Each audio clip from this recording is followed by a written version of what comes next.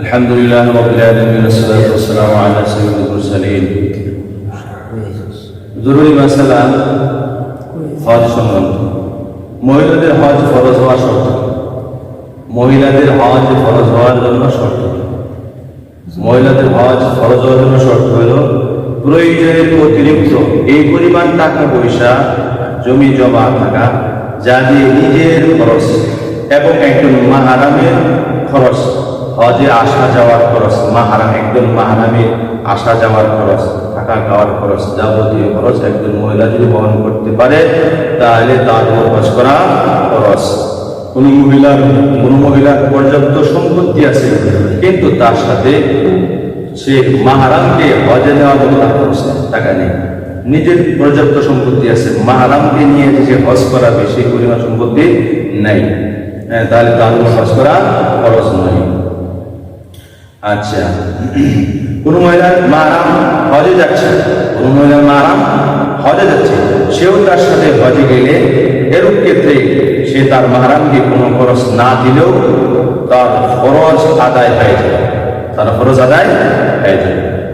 যদি কারো স্ত্রীর উপর হজ ফরজ হয়ে যায়, কারো স্ত্রীর উপর হজ ফরজ হয়ে যায় আর সে হজে যাওয়ার জন্য কোনো মাহরামও পেয়ে যায়, হজে যাওয়ার জন্য কোনো মাহরামও পেয়ে যায়, যেমন মাহরাম ছেলে, পিতা, চাচা, ভাই, মামা, এদের মধ্যে কাউকে পেয়ে যায়, তাহলে স্বামী তাকে হজে যেতে নিষেধ করতে পারবে না।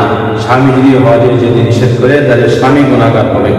তবে নফল হজের ক্ষেত্রে স্বামী স্ত্রীকে বাধা দিতে পারে, সে নিষেধ করতে পারবে এবং তার নিষেধ মানতে বাধ্য হবে, স্বামীর কথা মানতে বাধ্য।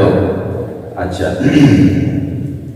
এখন আরেকটা বিষয়, সেটা হচ্ছে মাহরাম কারা, যাদের সাথে কখনো বিবাহ বন্ধনে আবদ্ধ হওয়া বৈধ হয় না তারাই মাহরাম।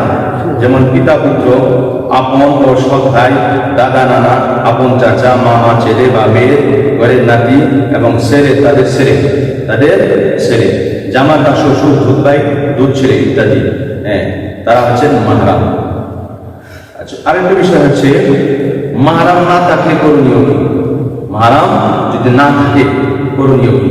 কোন মহিলার নিকট মাহরাম নিয়ে হজে যাওয়ার টাকা আছে, কোন মহিলার নিকট মাহরাম নিয়ে হজে যাওয়ার টাকা আছে কিন্তু সে কোনো মাহরাম পাচ্ছে না যে তাকে হজে নিয়ে যাবে, তাহলে সে শারীরিকভাবে হজ আদায়ের 70 টাকা পর্যন্ত মাহরামের অপেক্ষা করবে, পিছনে অপেক্ষা করবে, মাহরামের অপেক্ষা করবে। যখন শারীরিকভাবে অক্ষম হয়ে যাবে তখন সে বদলি হজ করাবে। বদলি হজের জন্য কি করবেন? তিনি ওসিয়ত করে দিবেন যে আমি তো হজ করতে পারলাম না, মাহরাম পাইলাম না, আমার পক্ষ থেকে তোমরা হজ করে নেবে। তার জন্য হজের ওসিয়ত করে যাওয়া ওয়াজিব।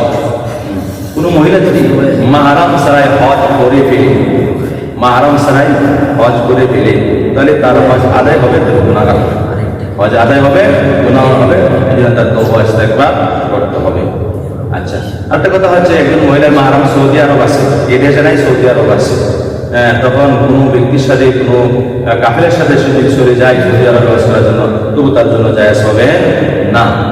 মাহরামের এই দেশ থেকে মাহরাম সহ যেতে হবে, এই দেশ থেকে মাহরাম সহ যেতে হবে। সুতরাং একজন মহিলার হজ ফরজ হওয়ার জন্য শর্ত হলো তার মাহরাম থাকতে হবে, মাহরামের খরচও থাকতে হবে, মাহরাম থাকতে হবে, মাহরামের খরচ থাকতে হবে। আল্লাহ আমাদেরকে সহি মাসালা জানার তৌফিক দান করুন।